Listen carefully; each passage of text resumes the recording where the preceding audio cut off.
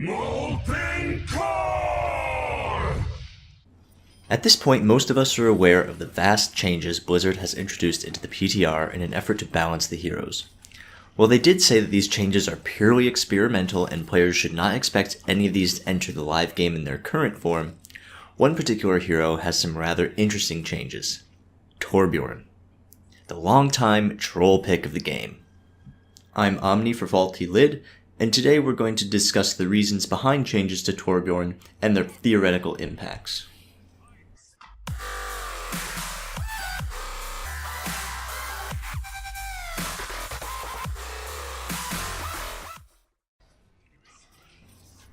To find out why attempts are even being made to salvage Torb, we have to compare his usage in high-level competitive versus low-level comp and quick play.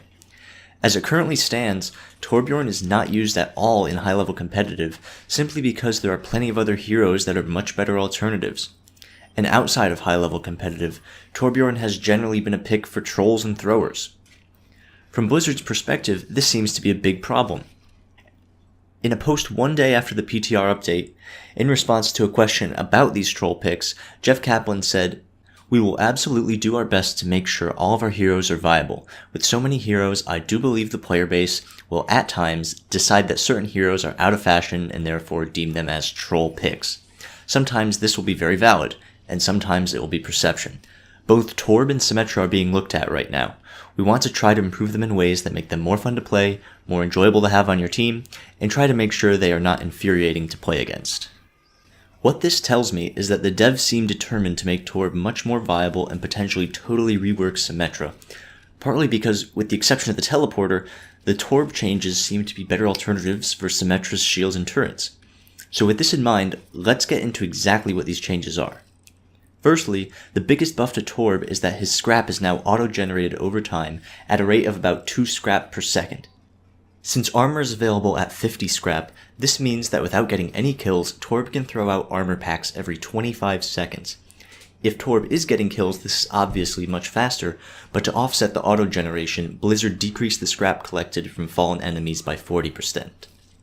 Even still, Torb is no longer forced to run around the battlefield just to collect scrap, which often costs him his life. As an added bonus, the scrap currently generates in spawn, meaning that 2 armor packs can be used before the game begins, which is huge. I think this auto scrap generating mechanic alone would make Torb more viable, and make him more of a support-oriented hero. What I mean by that is his purpose and focus would shift away from chip damage and DPS, to more of providing his team with as much extra armor as possible. This could even revive the old Symmetra meta of March 2016, where her 50 shield boosts were incredibly strong on Genjis and Tracers. Now though, it would be 75 extra health in the form of armor, which is even better, even without regenerating. To prevent this, I think that we can expect some changes to this mechanic before it is made live. The second buff is about Torb's hammer. The damage is down 27%, while the swing speed is up 25%. This additional swing speed means that Torb can repair and upgrade his turret to level 2 25% faster, which means that the turret can begin damaging enemies faster, and Molten Core could potentially charge faster.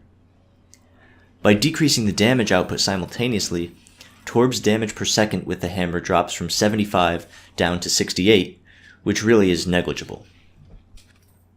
In the grand scheme of things, these hammer changes are minor and give Torb just a little extra potential. Frankly, they're not even too noticeable in-game and won't make Torb any less of a troll pick. The last change on the PTR is that players can no longer generate ultimate charge by destroying turrets and teleporters. This is a small change, and I don't see it affecting much in terms of Torb's or Symmetra's viability. It may only mean that turrets stay up longer in teamfights as they are no longer deemed as easy free ultimate charge, and therefore would just provide a bit of extra chip damage. Granted, there is no guarantee that any of these changes will be implemented into the live game, but if Jeff Kaplan's comments are any indication, you can be certain that in one form or another we will see changes to Torb in the future. However, the current experimental buffs in the PTR do beg the question, would these particular changes actually make Torbjorn a viable pick? Or would they at least remove the stigma that he is a troll pick? At the very least, I do think these changes definitely remove him from being the top choice for trolls and throwers. The increased distribution of armor onto your team's squishies provides a ton of potential. And at the highest level of competitive play, I think these changes could mean he is occasionally picked in certain situations.